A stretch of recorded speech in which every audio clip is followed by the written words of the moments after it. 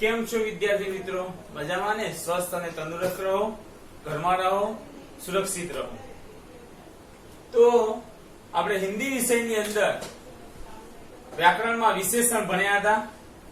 એ વિશેષણની અંદર ડીપમાં આપણે જઈએ તો 9મા ધોરણમાં કદાચ પ્રકારો પૂછાય, 10મા ધોરણની અંદર પણ કોઈ એવું આપણને ઉદાહરણ આપી દે અને એમ કે આ કયા પ્રકારનું વિશેષણ છે એને આપણે બતાવવાની છે એમ પૂછાય તો પણ આપણે કોઈ વાંધો નહીં. અને જો વિશેષણ બનાવવાની હોય તો પણ આપણને કઈ દિક્કત પડવી જોઈએ નહીં. એટલા માટે જ મેં અહીંયા બુક બનાવી હતી. એ બુકમાંથી વાંચન રાખજો, જેથી કરીને તમને તમામે વ્યાકરણના તમામ મુદ્દા આવડે. હવે જોઈએ આગળ. આ 9મા ધોરણના વિદ્યાર્થીઓને કદાચ ક્યાંય પ્રકારના આધારે તમને બતાવવાનું હોય વિશેષણ તો પણ તમે બતાવી શકો. 9મા ધોરણના વિદ્યાર્થીઓની વાત છે. અને 10મા ધોરણના વિદ્યાર્થીઓને બનાવવાનું હોય તો એ રીતના આપણે બનાવવાનું પણ આપણને આવડવું જોઈએ, કેટલાક પ્રત્યયો લગાવીને. તો આપણે પહેલા પરિભાષા તો આપણે ગયા લેક્ચરમાં એટલે કે ગયા વિડીયોમાં આપણે જોયું હતું. संसार के प्रत्येक प्राणी, वस्तु या स्थान की कोई न कोई विशेषता होती है, उसे विशेषण कहते हैं. या संज्ञा की विशेषता बताए उसे विशेषण कहते हैं. उसी संज्ञा उसी विशेषण के प्रकार है. यहाँ पर विशेषण के प्रकार भी हैं. जिस तरह से संज्ञा के प्रकार थे उसी तरह से विशेषण के भी प्रकार हैं. तो विशेषण के प्रकार का नाम के बारे में अगर आपको पूछा जाए प्रश्न तो भी आपको यह प्रश्न का जवाब आना चाहिए. यह उदाहरण, विशेषण का उदाहरण कौन से प्रकार का है वह हमें अवश्य ध्यान में रखना चाहिए.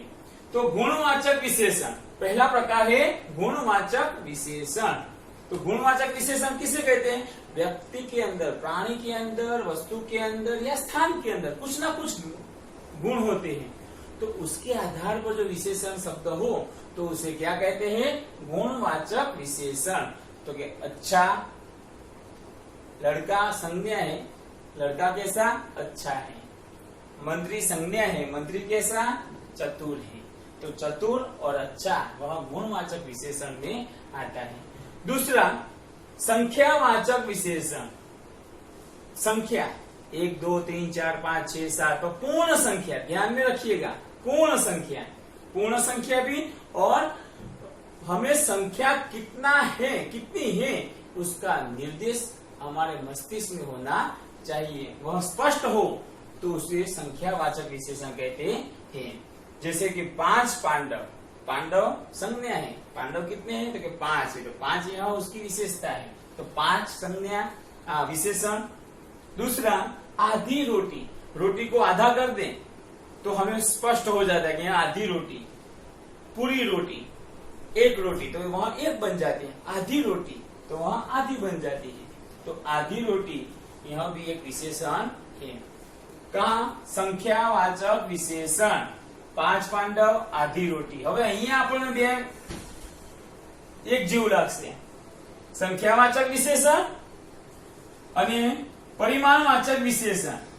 तो क्या परिमाणवाचक विशेषण में कुछ निश्चितता नहीं है, लेकिन कुछ अंश में हमें बताया जाता है कि ये थोड़ा चित्र.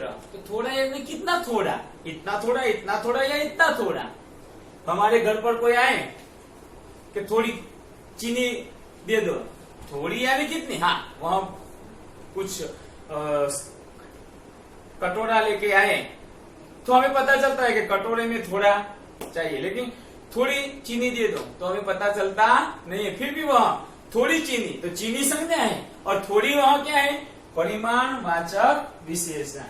तो संख्यावाचक विशेषण में 1 से लेकर हजारों तक की गिनती और आधी, पौनी वह संख्यावाचक विशेषण में आता है.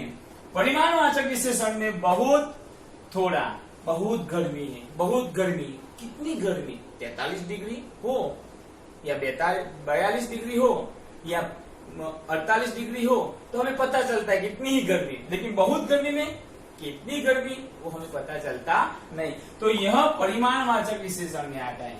थोड़ा दूध, मैंने थोड़ी चीनी का कहा ना, तो थोड़ा दूध, दूध कितना, थोड़ा दूध। कटोरा लेके आए तो हमें पता चलता है कि कटोरा भरकर यह थोड़ा दूध कहलाता है उसकी संज्ञा में। लेकिन हमारे यहाँ थोड़ा और बहुत में कुछ निश्चिंतता होती नहीं। जिस तरह से गुजराती में निश्चित संख्यावाचक, अनिश्चित संख्यावाचक, उसी तरह से यहाँ पर संख्यावाचक विशेषण और परिमाणवाचक विशेषण होते हैं।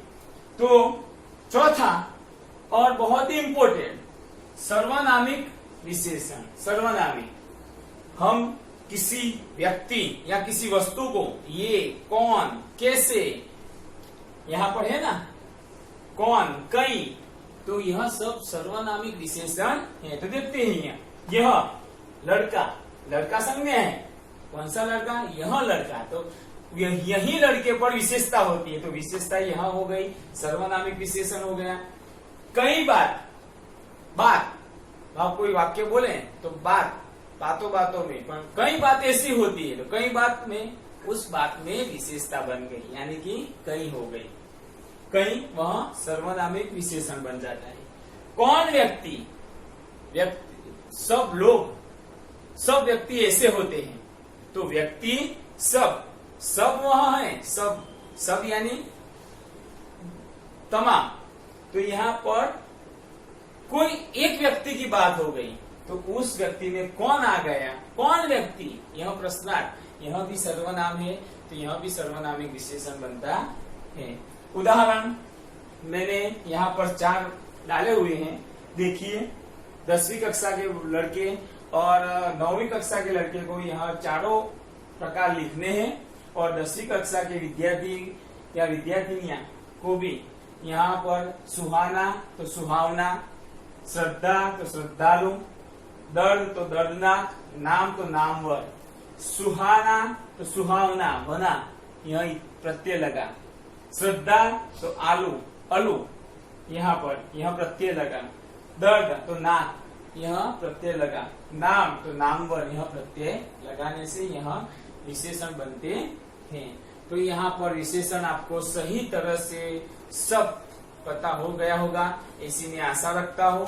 और आपकी यह 9वीं कक्षा के विद्यार्थी विशेषण सभी स्वाध्याय के नीचे विशेषण शब्द हो तो एक तरफ नोटबुक में लिखने का प्रयास करें, और 10वीं कक्षा के पास मैंने विशेषण सभी पाठ के नीचे जो विशेषण दिए गए हैं वो मैंने एक तरफ लिखा हुआ है, तो उसमें देखकर भी लिख सकता है। और यहाँ पर कौन कौन से प्रत्यय लगाकर कौन कौन से शब्द बनते हैं विशेषण में, ये भी मैंने सब लिखकर आपको भिजवाया है। उसके प्रकार भी मैंने भिजवाया, लिखा है इसमें, देखिए ये प्रकार भी है और ये शब्द भी है, सभी किस तरह से कौन से प्रत्यय लगाकर यहाँ शब्द बनते हैं वो भी मैंने लिखा है। और दूसरा पाठ, छठा पाठ, 12वां पाठ, 13वां पाठ, 17वां पाठ, 22वां और 10वां पाठ, उस सभी पाठों में विशेषण शब्द आते हैं, उस शब्दों को मैंने अलग करके यहाँ आपके पास ये पुस्तक मैंने भिजवाई है, तो उसमें से लिखने की कोशिश करना और याद करने की कोशिश करना। विशेषण शब्द में अगर किसी को पता न चले, कोई दिक्कत हो तो मुझे एनी टाइम मुझे पूछ सकते हैं। धन्यवाद। जय हिंद, जय भारत।